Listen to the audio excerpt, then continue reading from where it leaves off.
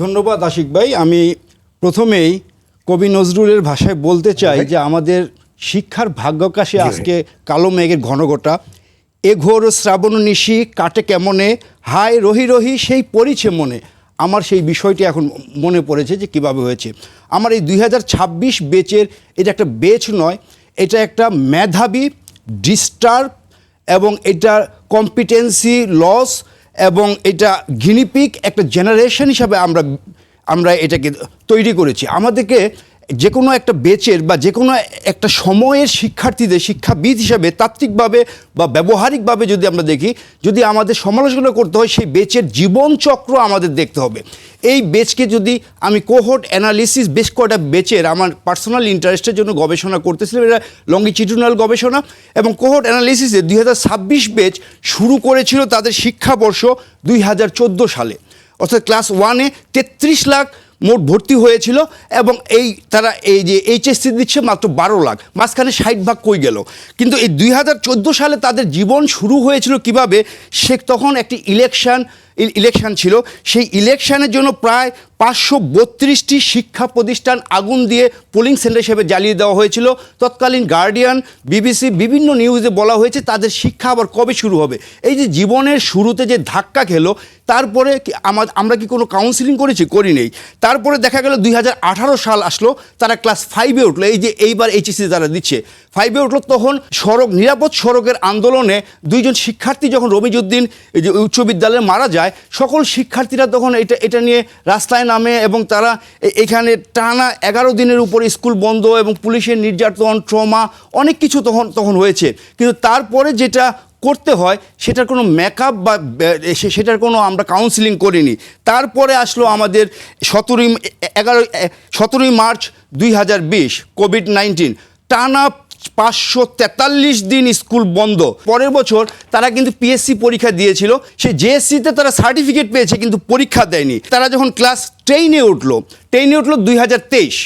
2023-এ আবার ইলেকশন এবং নানাবিধ কারণে এই জাতীয় সংসদ নির্বাচন নিয়ে তখন ব্যাপক আন্দোলনে মাসখানিকের উপরে স্কুল বন্ধ ছিল। তারপরে আসি আমি 2024 এসএসসি পাস করে তারা কলেজে ভর্তি হয়। কিন্তু কলেজে ভর্তি হওয়ার পর প্রথম দিন থেকেই এই যে 2024-এর যে আন্দোলন, সে আন্দোলনের জন্য তারা ডিসেম্বর পর্যন্ত তারা এই এইচএসসি বা ফার্স্ট ইয়ারের ক্লাসই পেল না।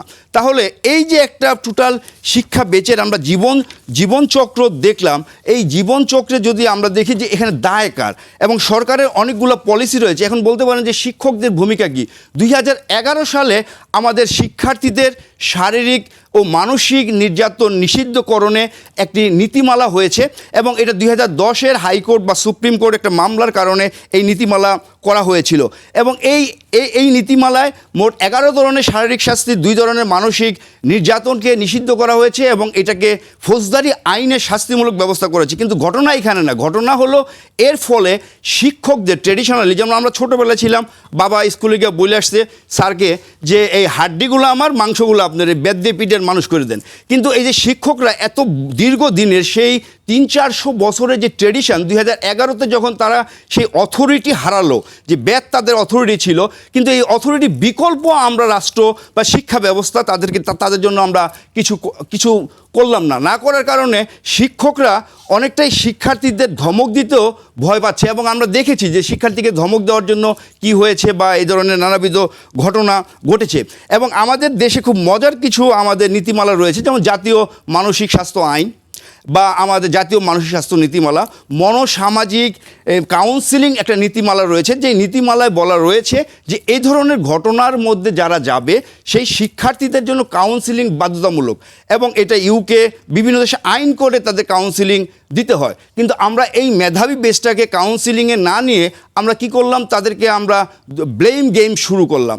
এবং আমরা এখনও আমার শিক্ষাবিদ হিসাবে যে আমরা স্বাধীন দেশের স্বাধীন নাগরিক, কিন্তু দর্শনের ক্ষেত্রে আমরা পরাধীন। শিক্ষা দর্শনের ক্ষেত্রে সেই ম্যাকলের সেই দর্শন থেকে আমরা বেরোতে পারিনি। এখনও আমরা পরীক্ষাকে মনে করি জীবনের সব, এবং এই পরীক্ষা এবং সার্টিফিকেট কেন্দ্রিক শিক্ষা আমাদের ভবিষ্যৎ জীবনে কি লাগবে, কি কাজে আসবে আমরা জানি না। এবং এই পরীক্ষা কেন্দ্রিক শিক্ষা যদি দেখি, ইলন মাস্ক তিনি কোনো সার্টিফিকেট ইউনিভার্সিটিতে পান নাই, তিনি এখন পৃথিবীর সবচেয়ে বিখ্যাত লোক। আমরা যদি এই ধরনের দেখি যে যারা সবাই আজকে বিখ্যাত টেক জায়ান্ট বা ইনোভেটর, সবাই কিন্তু ইউনিভার্সিটির ডিগ্রি নাই। যেমন এই যে আমাদের অ্যাপেলের যিনি ছিলেন, বা আমাদের এই যে মাইক্রোসফটের বিল গেটস, সবাই, ইভেন আমাদের মাননীয় প্রধানমন্ত্রীও ওইভাবে বিশ্ববিদ্যালয় ডিগ্রি নেই, কিন্তু তিনি কিন্তু তার নেতৃত্বে দেশ চালাচ্ছেন। তাহলে পরীক্ষাই কি আমাদের জীবনে সব? এই পরীক্ষার আলাদা প্রেশার তৈরি করে শিক্ষার্থীর এই 2026 ব্যাচের উপরে আরেকটা আমরা নির্যাতন, মানসিক নির্যাতন তৈরি করেছি। এবং একই সাথে কোভিডকালীন সময়ে পরবর্তীতে আমাদের মানসিক স্বাস্থ্য এখনও স্কুলগুলোতে কোনো সেট আপ আমাদের তৈরি হয়নি। ওই মনোসামাজিক নীতিমালা, এটা মহিলা ও শিশু বিষয়ক মন্ত্রণালয়ের নীতিমালা, সেখানে স্কুল কী করবে বলা আছে।